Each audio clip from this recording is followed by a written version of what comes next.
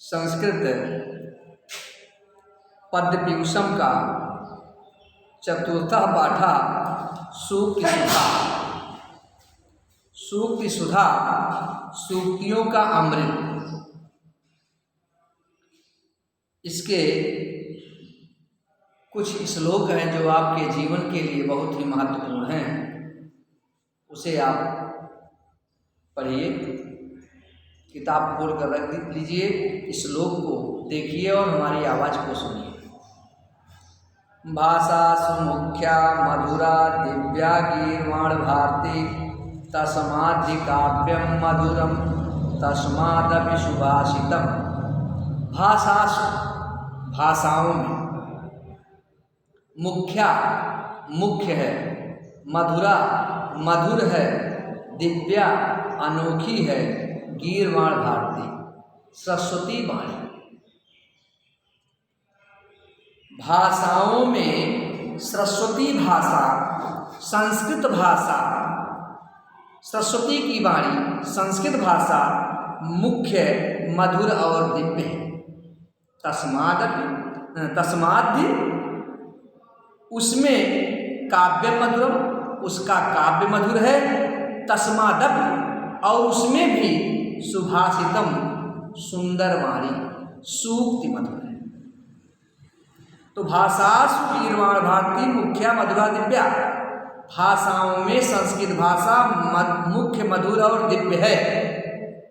तस्माद मधुरम काव्यम, उसमें उसका काव्य मधुर है।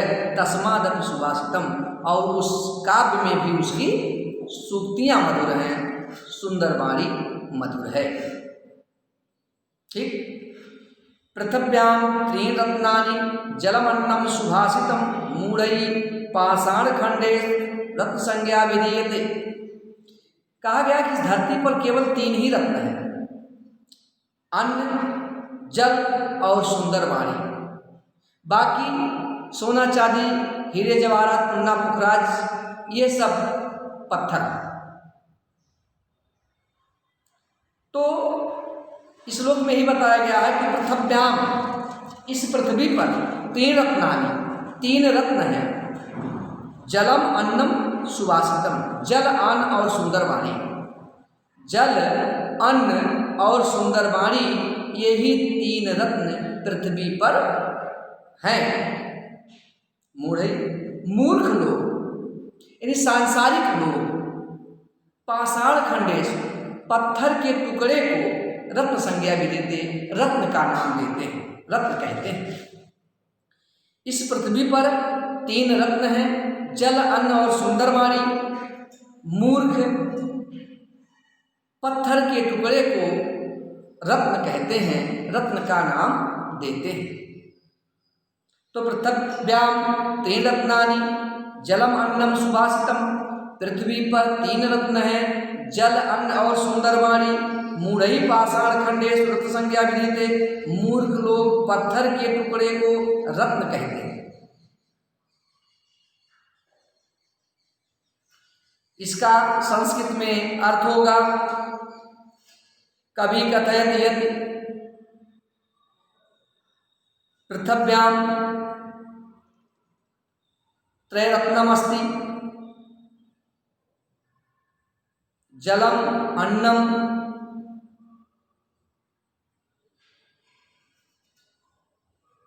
सुवाणी। मूर्ख जनैः प्रस्तरखंडेषु रत्नां विधीयते। बस केवल संस्कृत का अर्थ लिखने के लिए आप शब्दावली का प्रयास दीजिए, चेंज कर दीजिए।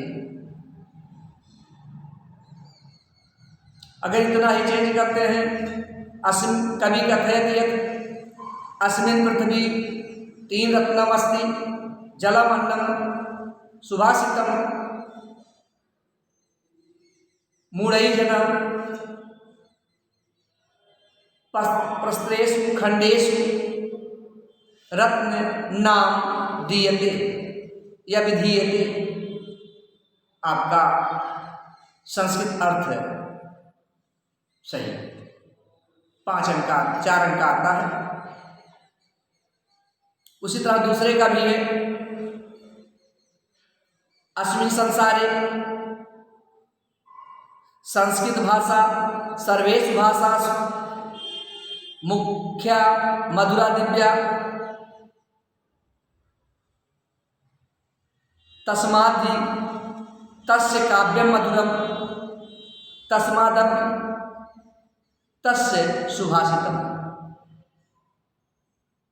आगे देखिए,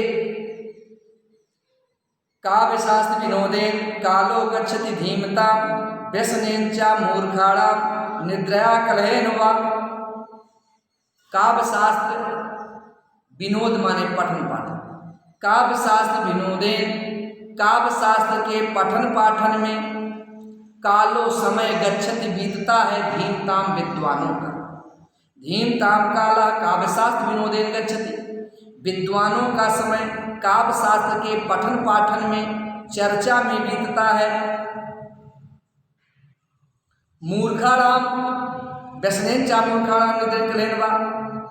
व्यसनेन बुरी आदतों में चा और मूर्खाणाम मूर्खों की निद्रा सोने में कलहेन झगड़ा करने में वा। मूढ़ई काला व्यसनेन चा निद्रा कलहेन वा। मूर्खों का समय बुरी आदतों में सोने में और झगड़ा करने में बीतता है। तो धीमताम काला काव्य शास्त्र विनोदेन गच्छति, विद्वानों का समय काव्य शास्त्र के पठन पाठन में बीतता है। मूर्खाणाम काला व्यसनेन निद्रा कलहेन वा। मूर्खों का समय बुरी आदतों में झगड़ा करने में और सोने में बीतता है। अस्मिन् श्लोके कवि कथयति यत् विद्वज्जनाः समयः काव्य शास्त्रे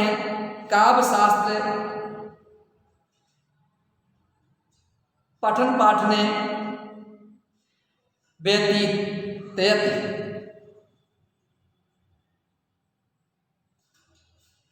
तस्मिन् विपरीत मूर्खाणां कालः दुष्ट आचरणेन निद्रया कलहेन वा।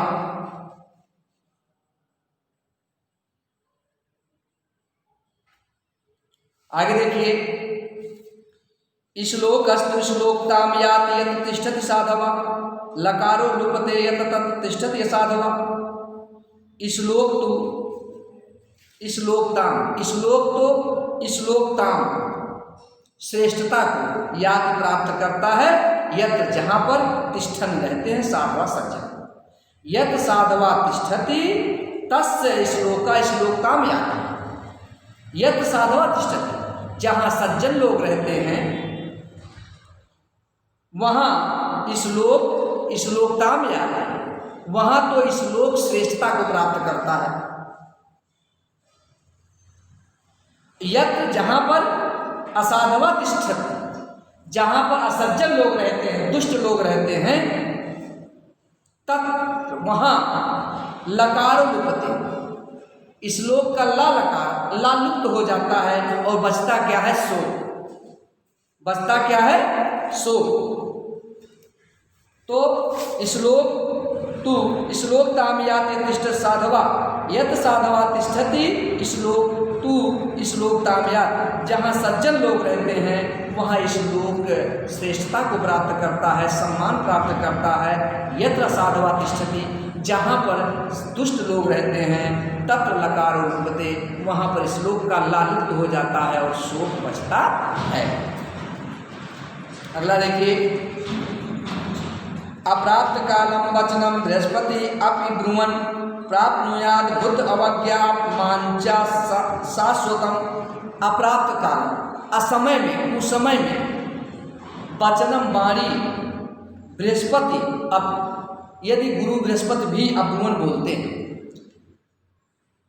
गुरु बृहस्पति अपि अप्राप्त कालम वचनम अब्रुवन, यदि बृहस्पति भी कुसमय में, गलत समय में वाणी बोलते हैं तो बुद्धि अवज्ञा अपमान जा प्राप्त शाश्वत, तो वह भी शाश्वतम निरंतर बुद्धि अवज्ञा, बुद्धि की अवहेलना, चापमान और अपमान प्राप्त करते हैं।